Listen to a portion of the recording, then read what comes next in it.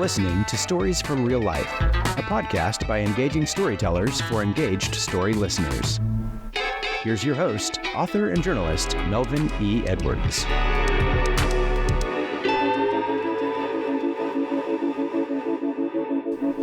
Hello again, and welcome to this November 4th edition of Stories from Real Life. I'm your host, Melvin E. Edwards. Because of the election tomorrow, I decided to release this episode a day early. Thanks for joining me on today's storytelling journey. Our guest this week is Dr. Casey Jacobowski. Let's find out more about Casey before we begin our conversation. On today's episode of Stories from Real Life with Melvin E. Edwards, our guest, Casey Jacobowski, PhD, founded DragonTamer.us to help people and teams move from okay to outstanding. After 20 years in education, team building, and improvement processes, Casey is a Lean, Six Sigma, and MBTI practitioner. He has written 6 books on citizen engagement, overcoming bullying, and improving American schools. Let's meet this week's stories from real-life guest Casey Jacobowski and your host, Melvin E. Edwards. Good morning, Casey, and welcome to this week's podcast. Good morning, Melvin, and thank you so much for having me. I'm looking forward to it. Yeah, it's a pleasure to have you here. So my first question for you is, what are these dragons you're trying to tame? You know, it's a wonderful, wonderful analogy for conflict. And I view it as a conflict dragon tamer emerged because in my role as a professional developer and as a business coach and client and somebody who also works with others, I see those as conflicts internal, conflicts external, and also more importantly, your self-conflict. We have a lot of great people out there who get stuck because they have imposter syndrome. That to me is one of the biggest dragons that needs to be tamed. People don't feel like they belong. A second dragon that I think needs to be tamed is conflict management in and of itself. So many teams implode because they don't realize how important it is to deal with the conflict that they may have. And I define conflict as 4 levels: surface, process, product, and then your values. And Melvin, for your listeners out there, a surface conflict may be something that's really, really, really shouldn't be causing conflict. I notice you have a map of Texas behind you. I'm from upstate New York. I will say the Buffalo Bills are better than the Dallas Cowboys. On the surface, I'm okay with that as long as you don't mention the Texans, because we know the Texans are better. Exactly. But that's a surface level conflict because it's not that big of a deal. But a deeper conflict may be if we were in a team situation together and you had offered a suggestion. I went, no, that's not really relevant. And you're like, whoa, wait a minute, what's going on here? And so the question becomes is, why am I not valuing you? And so as a conflict dragon tamer, I work with people individually. I work with them in groups. I also work with medium-sized companies, small companies, to try and get to the root as to why they have conflict dragons. They need to be tamed. Okay, that makes sense. All right, so you mentioned that you work with clients and teams to understand improvement. So how do you develop the type of processes needed for each individual group? Oh, that's a great question, Melvin. One of the things that I focus in on is authenticity. We find that there are so many people out there who do canned programs, or they have canned workshops that they'll just come in and do something that they've done for 10,000 other folks before. Yet every situation is unique, and I really want to get to know people. I really want to understand, is it something where everybody is smiling on the surface, or is it that those smiles are covering deep-seated anxieties or anger? And as I work with people and as I get to know their stories, I really try to work with their strengths, because so many places focus in on improving deficits. Yet, why would you do that? It's a waste of time, it's a waste of talent, and also, more importantly, it's a waste of people's mindset.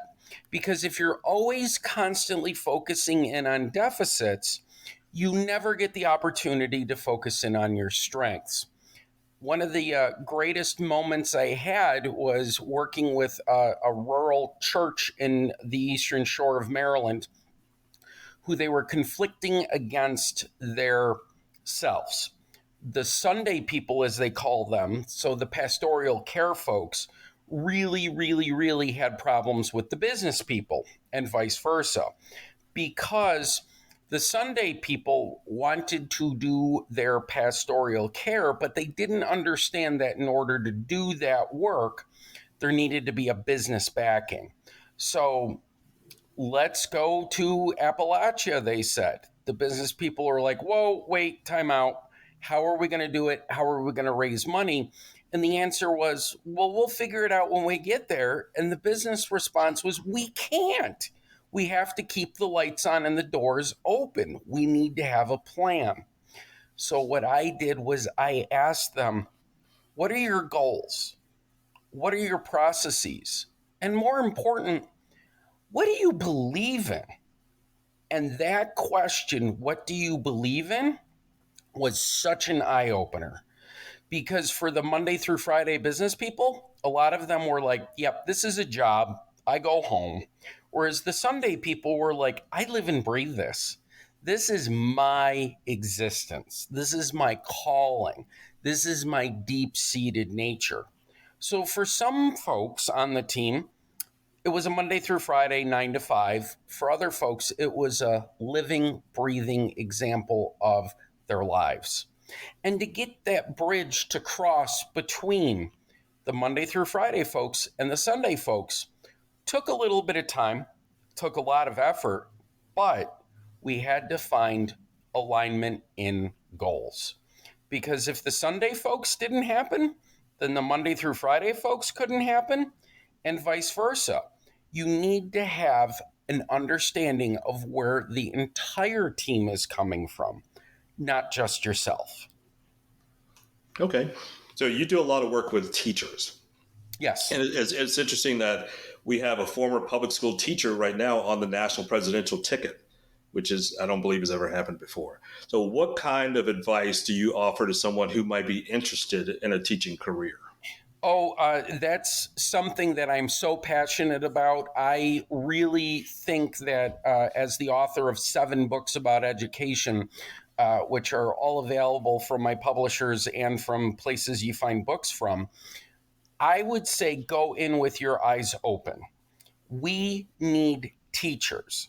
We need people who are willing to do the hard work of educating our children. But we also need you all to listen to yourself, listen to your body, listen to your mind. It's not easy. A lot of people go into teaching because they believe that it's a calling, it's a passion, but at the end of the day, it is a job. And if you burn yourself out, then you're not going to be valuable to others. The second area I would say to folks who are going into teaching is have reasonable and realistic expectations. There has been a lot of change ever since the 1970s and the 1980s that says that teachers are miracle workers. They are, but from my understanding, the only folks who get recognized for miracles are saints. So you can only do so much. And usually the saints are gone. They've gone on to their reward afterwards before they become saints. So let's try to keep the living people living, okay? The last area that I would say for teachers is make sure you have a good support network, because one of the points that I find is, especially with younger people who go in, they are thinking that they're going to be able to have it all. You can't. What you need to do is you need to recognize that it is a business. It has become excruciatingly transactional over the last 20 years.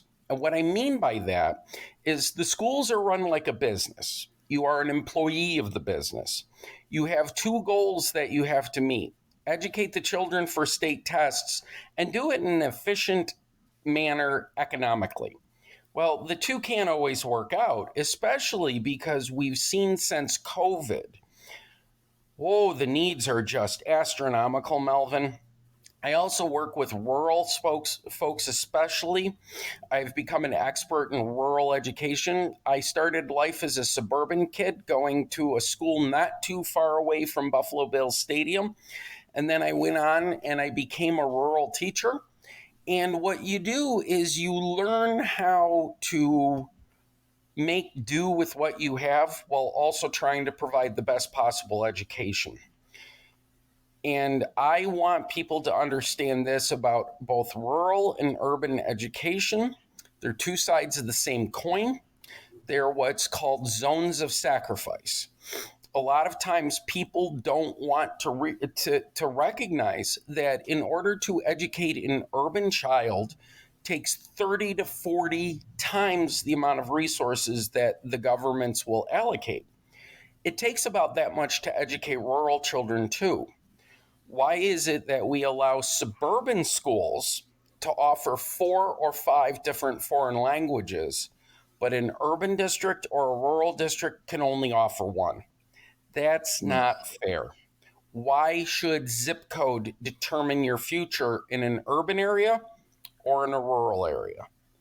And so what I ask people who are going into the teaching profession to do is go in with your eyes open, be ready to do your level best, but also realize it's a business system. And in a business system, you have to understand what you can do, what you should do, and what you can't do, and what you absolutely must not do. And those 4 areas really have a lot to do with what can they afford, what can you afford, and what should you do to help students. And another area that I want people to keep in mind is not only in education, but if you're a parent, if you're somebody who's interested in making your community better, look for ways to leverage resources by cooperation and collaboration. I cannot tell you the amount of times where I see people going out into all different areas and they're trying to solve problems by themselves. If you stop, if you identify your goal and you identify what resources you have, you really can make a huge difference. And I talk about that in my book, Getting to the Hearts of Teaching. Everybody nowadays is all about AI, STEM, all sciencey, engineering, healthcare. But if you don't have the humanities or the arts or the local emphasis, like I talk about in Getting to the Hearts of Teaching, it's irrelevant. And unless we talk about the ethics or unless we talk about the joy of life, I think that museums, I think that art galleries, I think of concerts are always great ways to help make people feel better about themselves. And also, not only that, but let's support our artists and our musicians. And what we need to do is we need to refocus in on the humanities, the context. And so that's why I wrote that book, and that's why I tell that story. Okay, I appreciate that. I do want to delve into each one of your books a little more individually in just a moment, but I have a quick follow-up for the first part of the answer to the last question. So you talked about some of the changes in education over the last 20 years. So what do you think is the hardest part of education in this first part of the 21st century? Oh, I think that the hardest part is the idea that we have society out there who has really said to educators, meh, we don't care.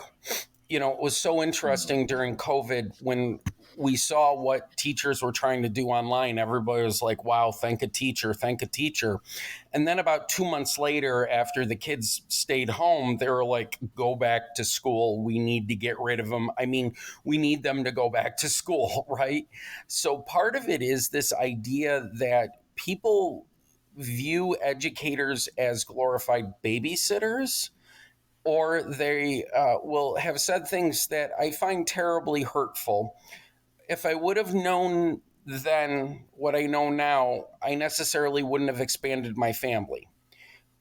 They're like, we need the schools to take care of our children while we're working.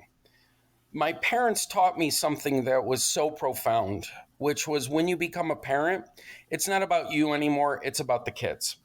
And I think for a lot of educators, the hardest part is trying to justify what they do day in and day out. And also, not only that, but trying to keep parents from reacting in very negative ways when they're trying to work with their child. We're seeing so many discipline issues nowadays where children are coming to school and they've never had a boundary set for them.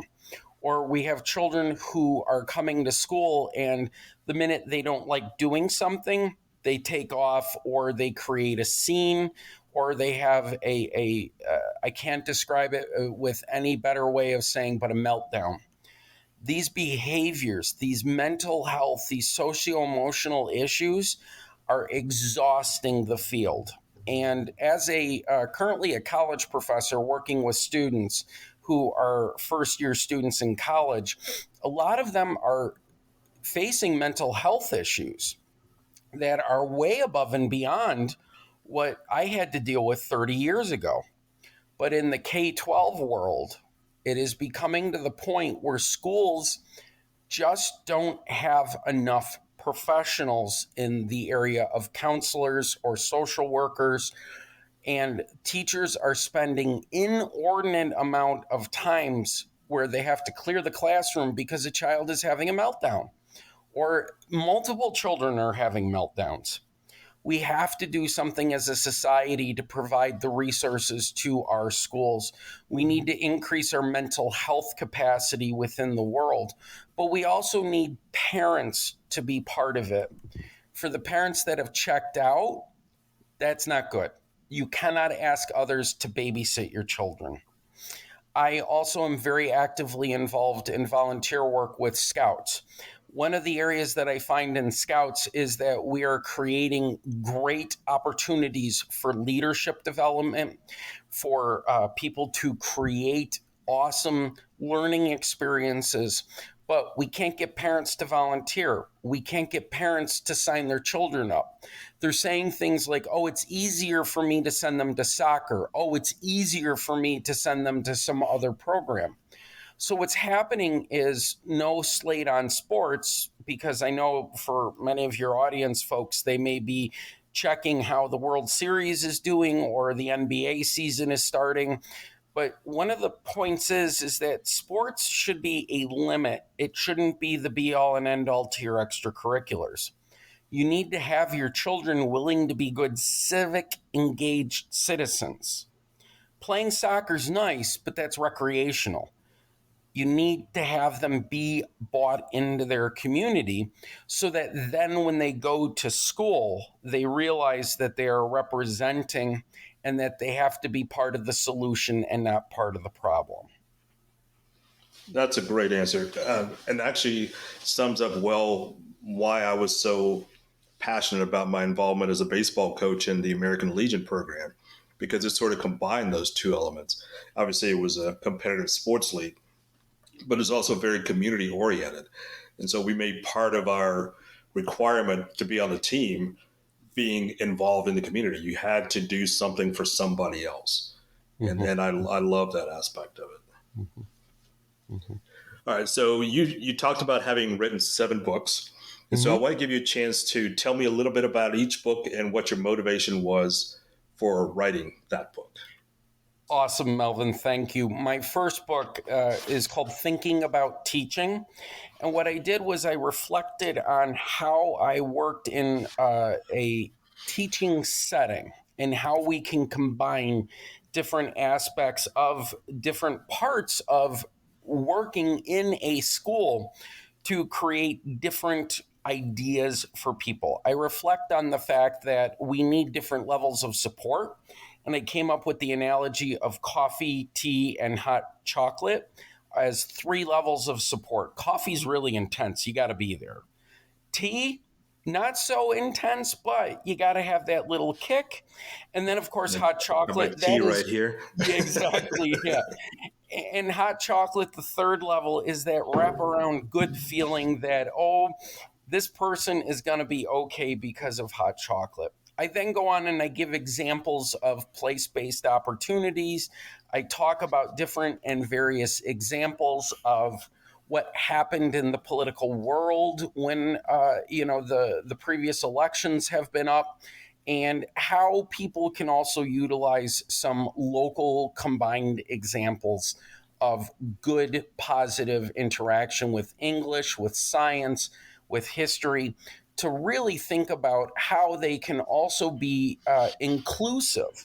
And I was very honored when thinking about teaching was cited by 2 national social studies and social studies education groups as the book to read on how to be a person who is very inclusive, especially in a rural area. So that was kind of awesome that thinking about teaching got that shout out from 2 amazing scholars in social studies. My second book is called The Cog in the Machine, and what I did there was I reflected on my journey into education and why I left the classroom. It's so important to understand how what you experience as a child and then as a person going to school and then within your career will lead you to stay or go in education. I also talk about a couple of very hurtful moments in my life, bullying, where I was the subject of bullying not only as a young man by other young people, but also my quote unquote colleagues. It's scary when you think about how often a toxic workplace will really drive out folks who may be a little different, who may be not quite exactly from the area, and how I couldn't believe what they did, but I was bullied by my colleagues. We're talking out of our mouth about how to support children, how we're trying to create a safe environment, and yet I was subjected to bullying. And I came up with 4 types of bullies, and I talk about how each type of bully can unintentionally or intentionally hurt people. And what I do is I describe how 4 types of bullies really create an environment that really harms people. And I talk about how they're either intentionally doing it or they're unintentionally bullying. And for that chapter alone, I think buying the book, A Cog in the Machine, is worth it, because for many people who are thinking about leaving education, some of it's because of the toxic work environment they're in. But also part of it is they don't know what there is beyond the classroom. I was very fortunate semi-early in my career to have joined the New York State Education Department as a school improvement liaison. And I had the opportunity to go into other schools and really, really, really work with those hardworking administrators and teachers to try to find ways to do better. Because quite often they were working extremely hard, Melvin, but they weren't working smart. They were trying to do everything when what they really needed to do were a couple of things really well. My third book, and I can't believe how blessed I was to work with 3 amazing co-authors, Matt Rhodes, Kevin Leichman, and Sam Fedich. We did Crush It from the Start, 50 Tips for New Teachers. We actually laid out and designed 50 tips over the course of a school year for new teachers, their mentors, and administrators to understand about what folks are going through. And within our 50 tips for new teachers, we provided not only vignettes and theory, but we also provided practical applications and exercises. Like, how do you prepare to talk to a parent on your very first parent-teacher conference? How do you manage your administrator? Many folks don't realize this, but the art of teaching is also the art of teaching your principal, because many of them don't know what you do. They may have been an educator before, but they've never been a third grade teacher in your building, or they may never have been a high school music teacher, or they've never been a math teacher for middle school. So part of our goal with the 50 Tips for New Teachers was to create ways to help people succeed in their first year, help their mentors mentor them, and help the administration realize what they're doing that either creates negative turnover or how to do a better job of supporting people as they're onboarding. Because, Melvin, I don't know if you or your listeners know this statistic, but we lose 50% of our new teachers by year 5. And I think that number has expanded since COVID. I think we may be creeping closer to 60%.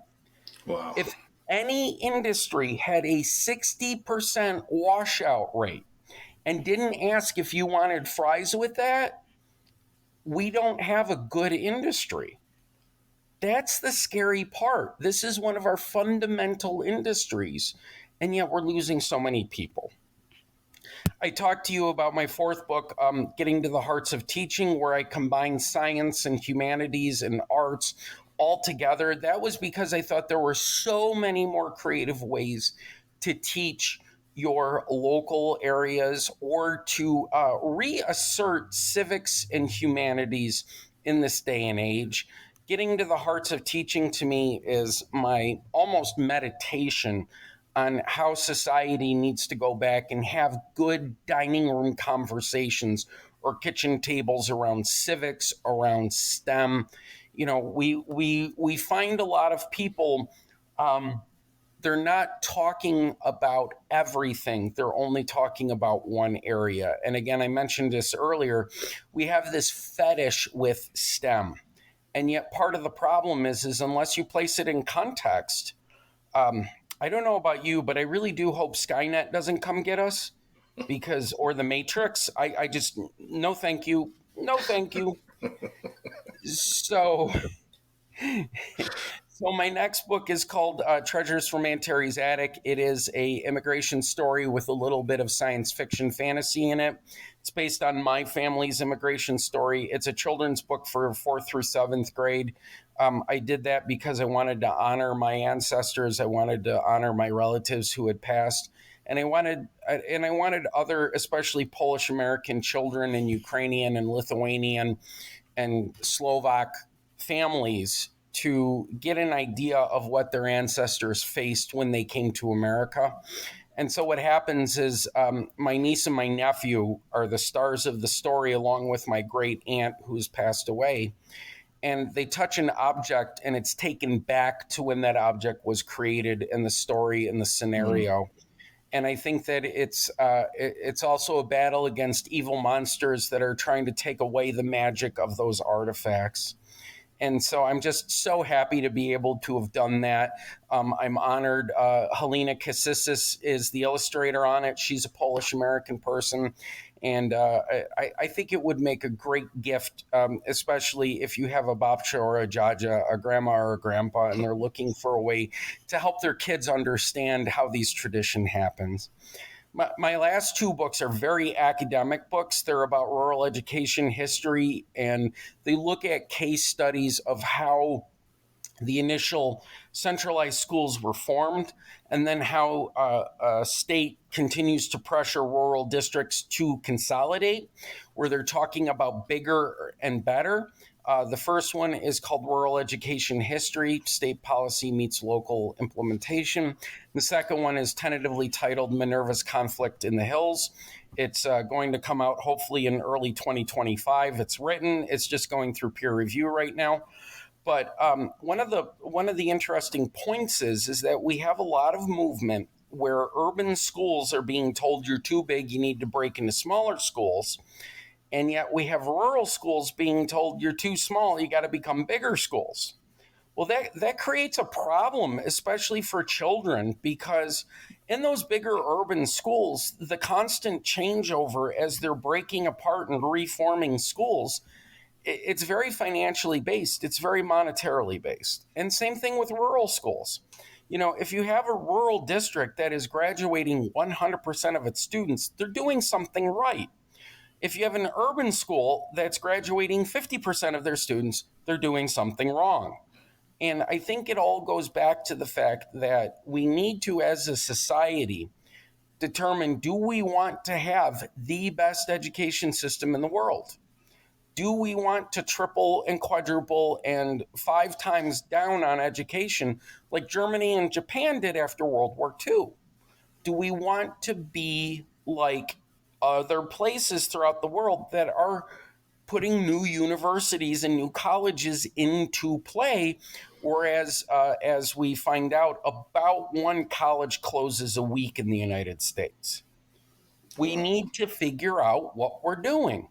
And I think part of it is that we are one of the very few wealthiest countries where going to school at the university level is extremely expensive for individuals.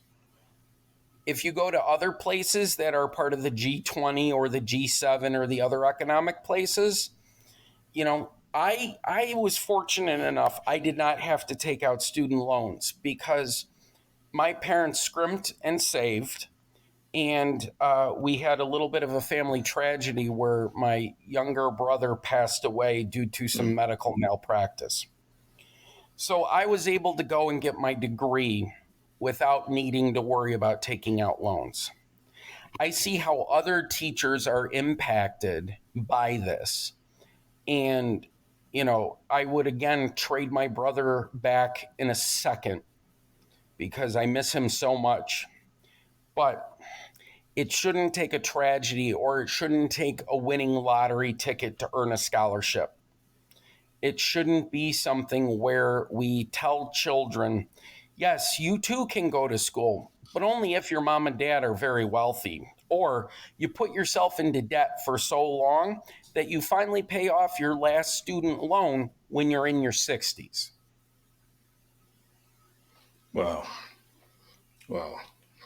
So, do people tend to let their guard down when you're consulting with them, or can they sometimes be skeptical of your message? It's really interesting. When I get to know people, they do. They find me very open and they let their guard down. Some of them are very skeptical. And I think part of that is because in society, we have created these walls for our own protection. But as somebody who is open, who is honest, who believes in empathy, and I really, really, really want people to understand that I am a person to talk to. People would think, wow, you must have an amazing career, Casey. You have a doctorate. You've written all these books. I've been laid off multiple times due to COVID. I have had a lot of times where what I thought I did was my very best possible. And yet I was still told, I'm sorry, we can't keep you next year. Your services are no longer needed. And it gets frustrating to be somebody who has had that journey. But I look at it as this. I have overcome a number of crises in my life. I have overcome the loss of a younger brother. I've overcome my family with my dad having been laid off when we were younger and having to move. I have had a number of times where I went through relationship issues where somebody walked out on me. And I've had my professional back issues of being laid off. But at the end of the day, what I believe in is this. Every human being is worth. And this human being's worth is worthy. And so I say, I'm going to help you go from okay to outstanding. That's my motto. I want people to realize that they are not getting what they want because of either the system or because of their own internal imposter syndrome. So I can coach them out of their imposter syndrome, which I did. Somebody had been laid off from a major corporation where they had served 20 years and had risen to a regional assistant manager. And during COVID, they were let go because, well, that's what the company decided. By the way, that company had record profits during COVID. So let's not talk about greed for a second. I talked with this person and I said, you know, with your skills and ability and the fact that you know how to do this work, you could do anything up to and including a vice presidential position. And they said, I don't think I can do that. I mean, I was just a buy. And I said, no, look at all of what you've done. And I think for a lot of people, Melvin, it takes a minute where as an outsider, when you say to somebody, look at what you've done, and you start talking to them, not within their own silo, people go, whoa, I have done a lot. And that's part of it. Number one, overcoming your imposter syndrome. Number two, if somebody won't let you in the front door, let's find a side door. Let's find a back door. Let's find a window. Let's find a crawl space. Heck, Santa Claus comes through chimneys. We have to find ways to get in that maybe are outside of the box. And for folks that I've worked with, folks that I've coached, I tell them I am an eternal optimist with enthusiasm. Because at the end of the day, the only negative point that can happen is somebody says no and you start over again. It gets frustrating after a while. It gets upsetting after a while. You get to the doldrums. But I am blessed and honored because when I'm sitting in my chair, feeling my feels and thinking my thoughts, the cat comes up, will sit on my lap, will start purring. I pet her. And you know what? The world is better because of it. And you just get up and you keep going and you find a way to not prove that the other people are wrong, but to reassert that you are awesome. And that's what I help. That's great. So in preparing for this this podcast today, I've done a little bit of research on you and found out that you have always advocated for underdogs, the underdog. Yes. This is a crazy question. Did you watch that TV show when you were a kid? Underdog? I did. For those of you that may not understand the reference, there was this amazing cartoon called Underdog, and they were a superhero character. And I believe that we have a society of haves and have-nots. And what I try to do is I try to find people who feel that they need support and help. And I try to find ways to advocate for them. I had a teacher last year who just had been beaten up and beaten down, and their personal life had fallen apart tragically and horrifically. When I was told you got to go in to coach the person, the first thing I did was I sat down with them and I said, hi, my name is, I believe in you. I believe the work in you do. I believe that you are here for the right reasons. And more importantly, I believe that what happened last year was a hiccup. They hugged me. And they said, I didn't think anybody ever was going to believe in me because other teachers were saying I couldn't teach. The administration was saying I couldn't teach. Parents were saying I want the other teacher, not this one.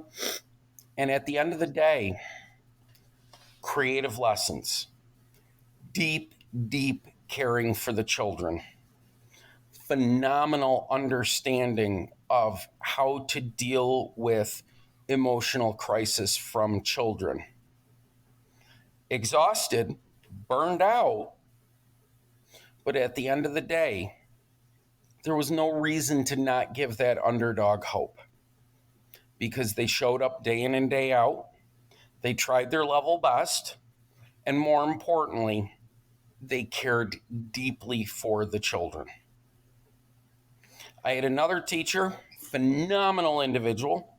I coached the person too, but I coached them to not do so much because they were going so far above and beyond and they were doing so many favors for people, they were burning themselves out.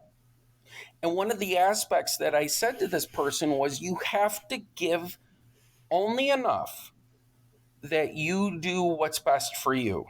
You cannot give more than what you can do.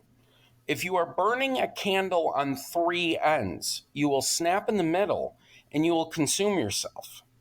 Let others pick up some of the burden. Let others understand that if you stop doing X, somebody else has to do X.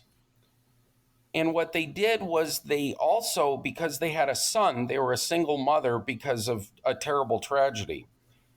They also said, I finally have time for my son. I finally have the mental capacity when I go home to talk with him. It's not that I want people to not do their jobs, but sometimes we're asked to do so much that others aren't given the opportunity to express leadership, or others aren't given the opportunity to work really intensively. And so one point that I've made in thinking about teaching a cog in the machine, 50 tips for new teachers, is you got to make boundaries. You have to have boundaries. You have to say, I will do up to this point, this line in the sand, but no more. Because if I do that, then I cannot do everything else. And there's an economic principle called utility. And the idea within this economic utility is that after a certain point, you don't get anything extra out. So you go and you eat a piece of cake. You get wonderful utility out of that first piece of cake. It's yummy, it's delicious. The second one, not so much. The third one, maybe you should stop eating the cake. And after the fourth one, you're like, I'm sick. So what happens is that we have to look at our pieces of cake. And then we also have to think about, do we really need to eat that one more item? Or do we really need to do that one more task?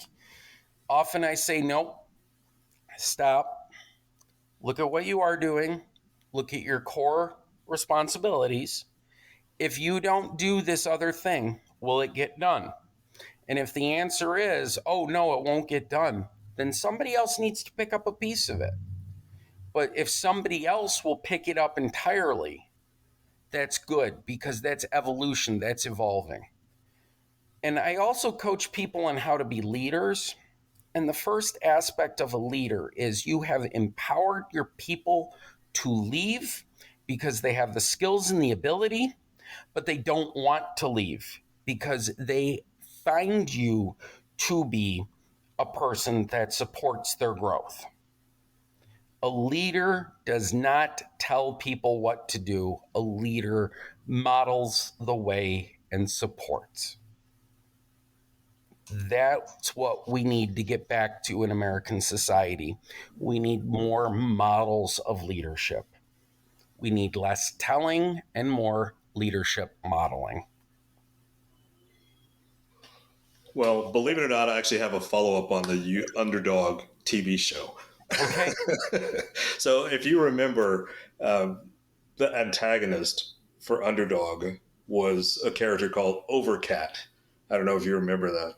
So who is Overcat in these scenarios with education? Who's the bureaucracy, or is that the Overcat?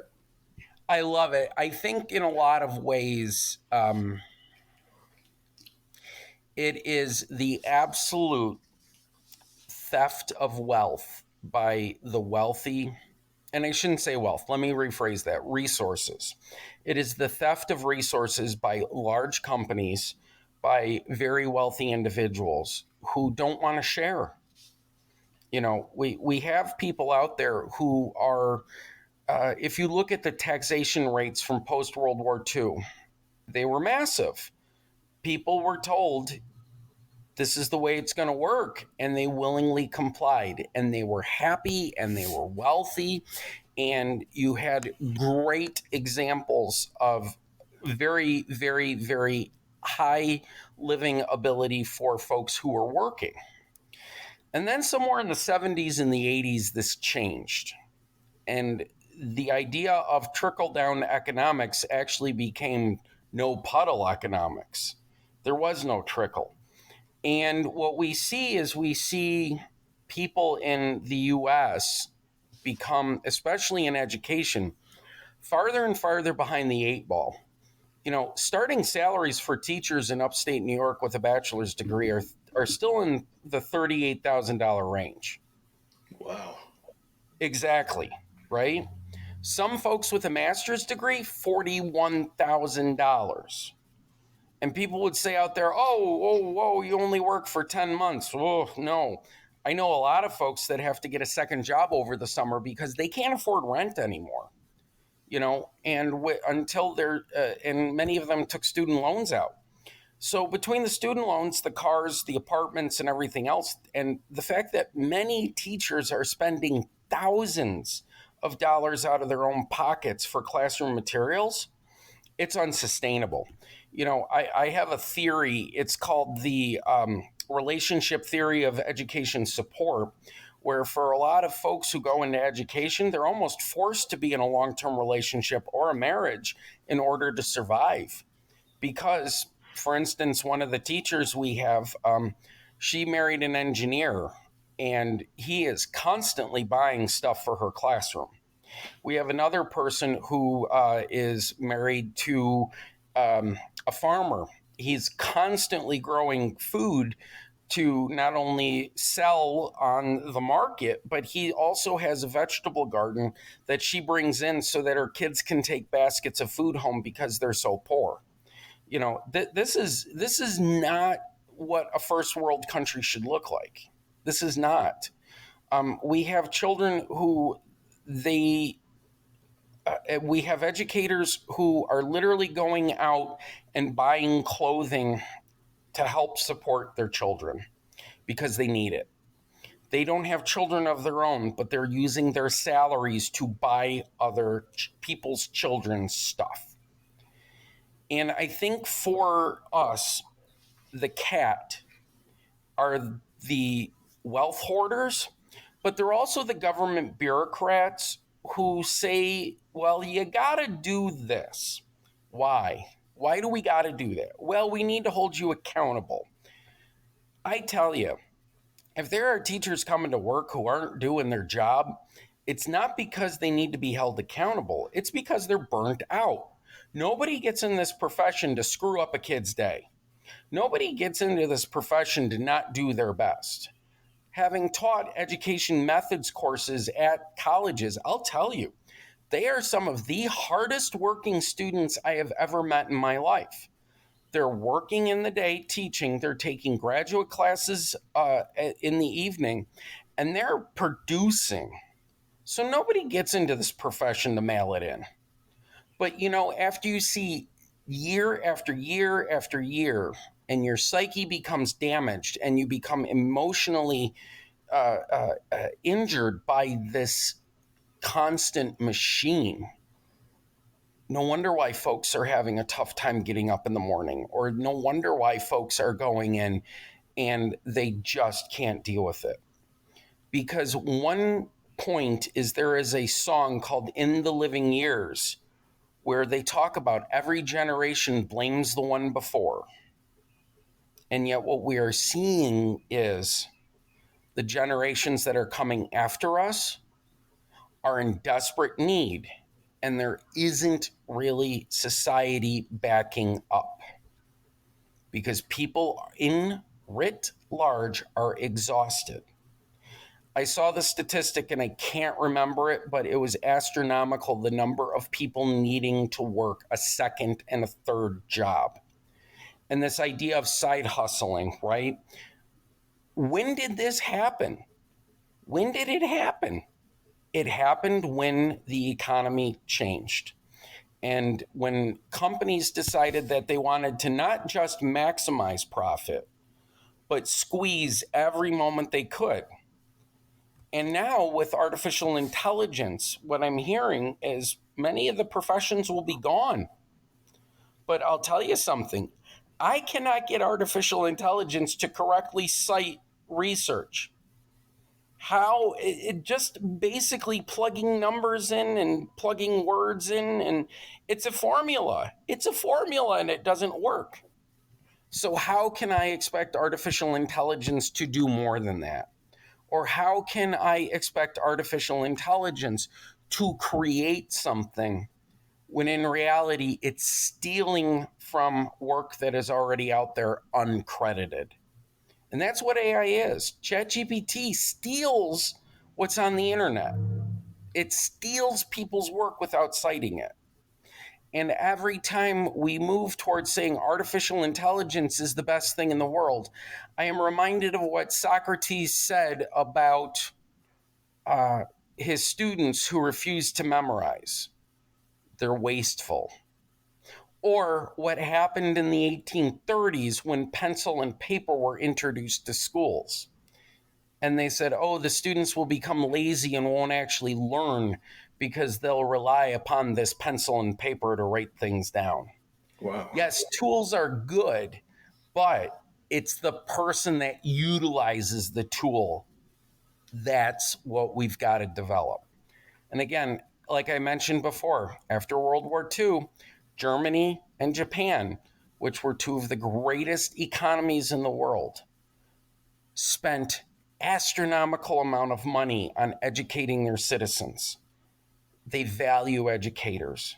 They value people for people's sakes. And if your audience walks away with one thing,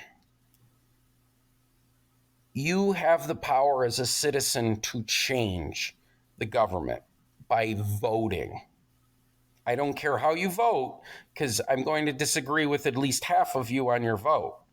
But what I want you to do is I want you to exercise that right.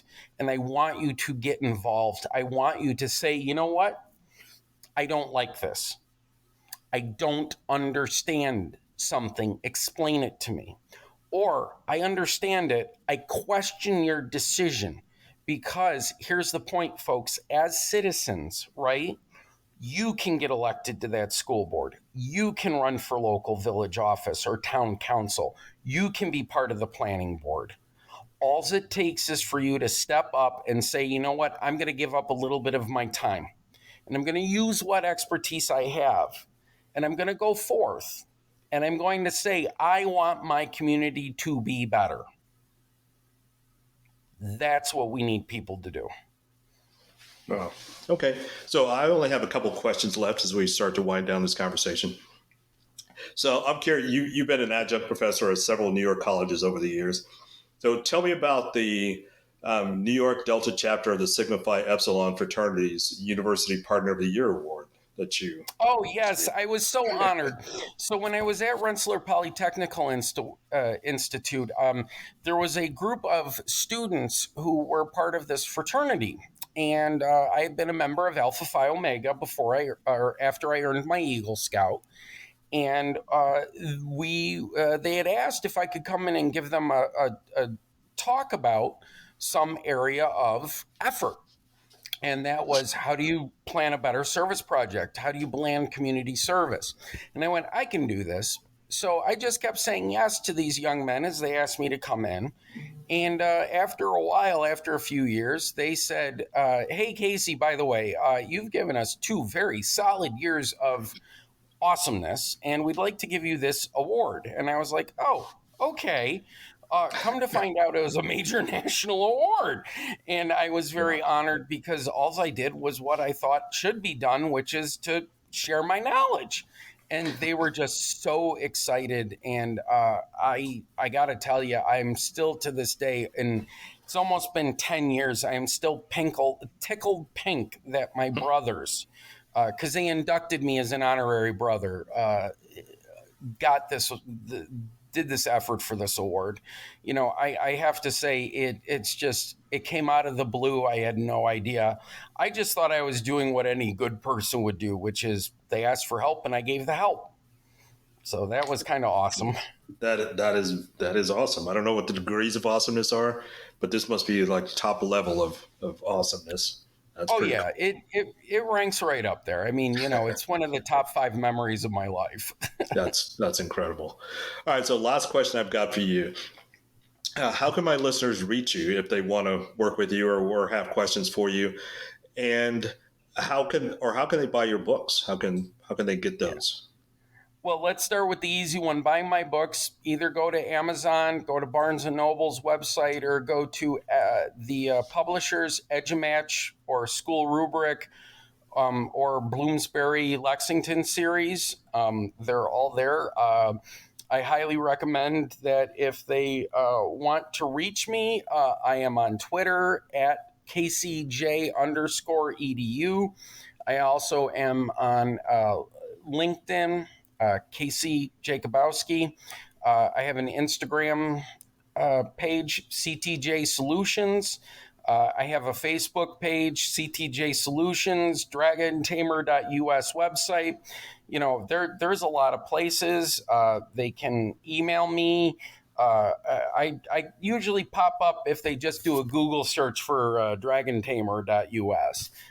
And again, I'm more than willing to work with people. I usually give them a half-hour free consult, and then if we agree that we're going to go forward, then we start negotiating a contract. One of the cool things is that for folks who have been downsized, I'm running a special. If I help you by doing a resume review, and I also get a little bit of imposter syndrome coaching with you, I'll take 25% off my flat rate through December 31st, because nobody wants to be unemployed as they head into the holiday season.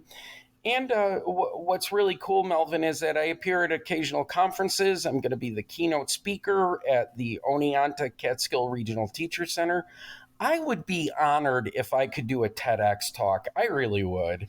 So if there's any folks looking for a keynote for a TEDx, come get a hold of me. I think I'm interesting. I hope I'm interesting.